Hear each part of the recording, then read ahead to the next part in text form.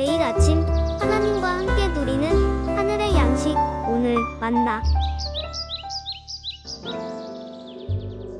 예수께서 예루살렘으로 가실 때 사마리아와 갈릴리 사이로 지나가시다가 한 마을에 들어가시니 나병 환자 10명이 예수를 만나 멀리 서서 소리를 높여 이르되 예수 선생님이여, 우리를 불쌍히 여기소서. 보시고 이르시되 가서 제사장들에게 너희 몸을 보이라. 하셨더니 그들이 가다가 깨끗함을 받은지라. 그 중에 한 사람이 자기가 나은 것을 보고 큰 소리로 하나님께 영광을 돌리며 돌아와 예수의 발 아래에 엎드려 감사하니 그는 사마리아 사람이라.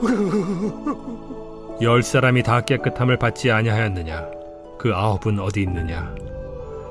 이 이방인 외에는 하나님께 영광을 돌리러 돌아온 자가 없느냐? 일어나 가라. 내 믿음이 너를 구원하였느니라. 예수님께서 하나님의 뜻을 이루시기 위해 예루살렘으로 가실 때에 사마리아와 갈릴리 사이로 지나가십니다. 유대인들의 지역이었던 갈릴리, 그리고 유대인들이 경멸하였던 사마리아인들이 사는 지역, 그 사이를 예수님께서 지나고 계셨습니다. 한 마을에 들어가셨을 때에 나병 환자 10명이 멀리 서서 예수님을 향해 소리를 높여 외치기 시작합니다. 예수 선생님이여, 우리를 불쌍히 여겨 주옵소서. 레위기의 기록에 따르면 나병 환자는 병이 있는 날 동안에는 그 부정함으로 인해 혼자 진영 밖에서 살아야 했습니다. 본문에 기록된 10명의 나병 환자들 역시 부정함으로 인해 예수님께 가까이 다가갈 수 없었던 상황이었죠. 그저 멀리 서서 예수님을 향해 은혜를 구할 뿐이었습니다. 우리를 불쌍히 여겨달라 소리를 높여 끊임없이 그들은 외치기 시작합니다. 그때 예수님은 소리를 높여 주님의 은혜를 구하는 그들을 주목하셨습니다. 그리고 그들에게 말씀하시죠. 가서 제사장들에게 너희의 몸을 보여주어라. 예수님은 왜 그들을 제사장들에게 보내고 있습니까? 당시 제사장들은 나병 환자를 진찰하여 나병의 유무를 판단하였습니다. 나병에서 그가 나음을 받았다면 제사장들은 그의 나음을 확인한 후에 정결 예식을 행하였죠. 그런데 예수님은 아직 나병 중에 있는 자들을 향해 너희는 가서 제사장들에게 너희의 몸을 다시 보여주라고 먼저 말씀하시는 것입니다. 부정한 인생으로 홀로 진영 밖에서 살아야 했던 나병 환자들, 그 깊은 고통 속에 오직 긍휼히 여기시는 하나님의 은혜가 간절히 필요하였던 그들을 향해 예수님은 나음을 선포하고 계셨다라는 것이죠. 10명의 나병 환자들은 예수님의 말씀에 순종하여 제사장들에게 몸을 보여주기 위해 길을 가던 중 깨끗함을 받았습니다. 그러나 나음을 받았던 10명의 나병 환자 중 한 사람만이 큰 소리로 하나님께 영광을 돌리며 다시 돌아와 예수님의 발 아래에 엎드려 감사하고 있다라는 것이죠. 그 한 사람이 누구였습니까?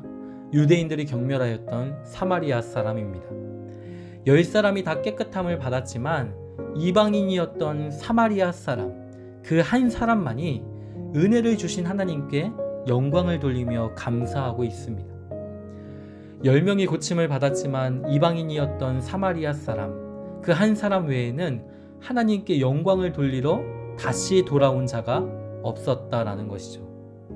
그러면 이 사마리아 사람이 예수님께 돌아와 감사하였던 그 이유가 무엇입니까? 누가복음 7장의 말씀을 보면 한 바리새인의 집에 청함을 받아 식사하시던 예수님께 한 여자가 찾아옵니다. 동네에서 죄인이라고 손가락질 당하던 여자였죠. 여자는 식사하시던 예수님의 곁에 다가와 그의 눈물로 예수님의 발을 적시고 자기의 머리털로 닦고 그 발에 입을 맞추고 향유를 부었습니다. 동네에서 죄인이라고 손가락질 당하던 그 여자, 부정한 여자라 취급하며 함께 있기를 꺼려했던 그 여자를 향해 주님은 무엇이라 말씀하십니까? 그의 많은 죄가 사하여졌도다. 이는 그의 사랑함이 많음이라. 사함을 받은 일이 적은 자는 적게 사랑하느니라. 그가 예수님께 찾아와 눈물로 예수님의 발을 적시고 그 발에 향유를 부었던 이유는 바로 죄사함에 대한 하나님께 감사와 사랑을 표현했던 것이었죠. 동일합니다.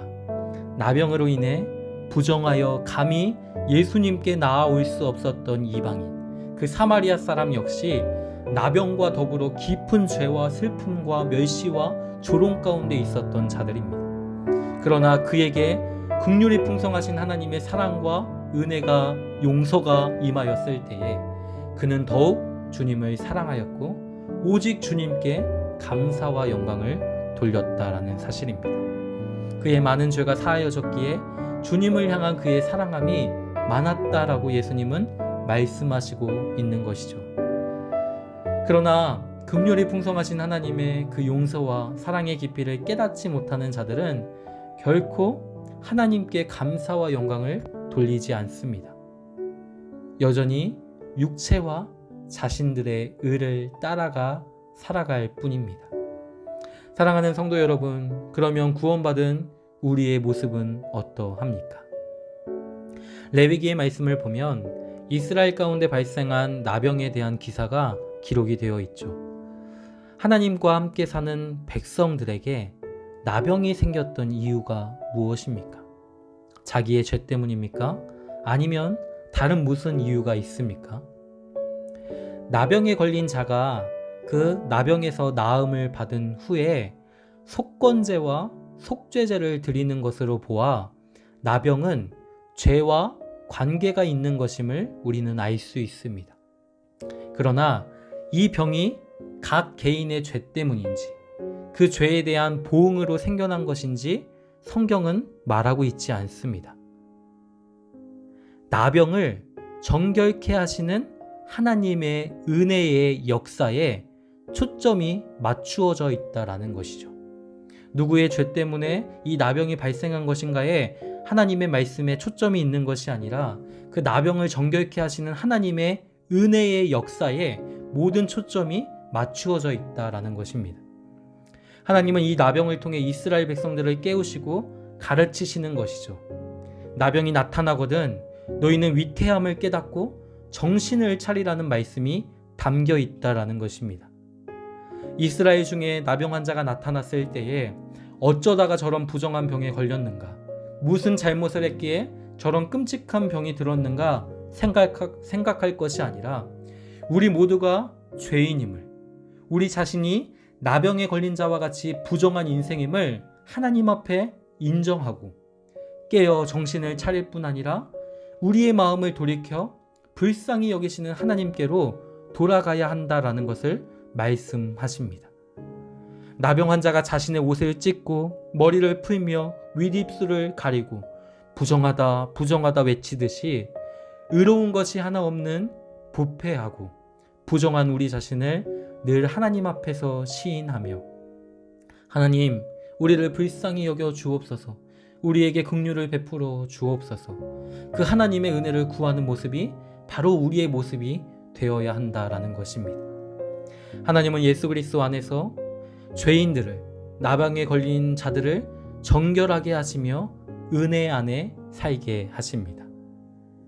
나병과 같은 우리의 인생을, 허물과 죄로 죽은 우리를 오직 예수 그리스도 안에서 거룩하게 하사 하나님의 생명으로 이 땅을 살아가게 하십니다. 그렇기에 고침을 받았으니 이제 각기 제 길로 가는 인생이 아니라 거룩하게 하시는 하나님의 긍휼과 은혜를 더욱 사모하며 구별됨으로 감사함으로 이 땅을 살아가야 합니다. 그것이 구원받은 하나님의 백성의 참 모습입니다. 사랑하는 성도 여러분, 성도는 하나님의 생명으로 살아갑니다. 그렇기에 나병과 같이 우리의 인생에 나의 의도와 상관없이 발생되는 여러 왜곡된 상황들이 다가올 때에 낙심하지 말고 절망하지 말고 하나님의 뜻이 이루어지도록 거룩하게 하시는 하나님의 은혜가 충만히 우리의 삶에 임하도록 우리는 기도해야 합니다. 코로나19와 같은 사람이 이길 수 없는 모든 재난 앞에서도 우리의 자세는 동일해야 합니다. 기나긴 고통의 때라도 거룩하신 하나님의 말씀 앞에서 겸손히 우리 자신을 살펴보며 거룩하게 하시는 하나님의 은혜로 우리의 영혼이 정결하게 되기를, 또 구별된 거룩함으로 세상에 빛이 되는 삶으로 나아갈 수 있도록 그렇게 하나님의 은혜를 구하는 우리의 삶이 되어야 합니다. 그 거룩해 하시는 하나님의 은혜가 오늘을 살아가는 우리의 삶 가운데 충만히 임하기를 주님의 이름으로 소망합니다.